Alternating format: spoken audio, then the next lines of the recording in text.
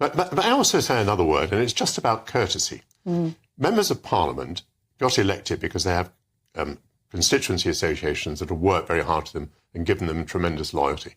I think it is the most profound discourtesy to give up your seat when the election is announced. If you want to leave, you should give 6 months or 12 months notice. These poor constituencies now are scrabbling around to find candidates. The ones that are won, in this case by the Conservatives, will they be certain that the candidate they've chosen is of quality? Will they have had time to do background checks and all this sort of thing? Yes. But I think members of Parliament who leave at the last moment like this are using their constituencies like a public convenience. I really do. I think it's so discourteous. You're really angry about it. I really am angry about it. But you were there in 97. You have to stand up. You have to face the music.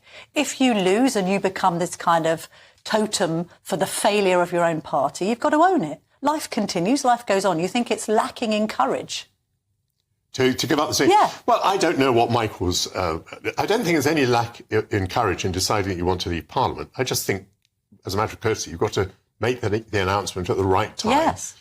I mean, it seems so ungrateful to all the people who worked for you for all these years just to say, oh, well, I'm off now. And I don't care what kind of stew you're left in, trying to find a decent Also, candidate. on a macro level, because the record now has been beaten, so in 97, 75... Tory MPs announced that they weren't standing. It's now at 78. And it's not just Gove. Let's be honest, Andrea Leadsom and others have also thrown in the towel. Joe Churchill. At the last minute. Greg Clark, former business secretary. But it shows a complete lack of confidence in the Tories' election strategy and indeed Rishi Sunak as well. Well, we hear that Michael Gove congratulated the Prime Minister, urged the Prime Minister to take this decision, said it was bold, blah, blah, blah. But apparently not bold enough to be part of the team during the election and not bold enough to be a candidate at the election.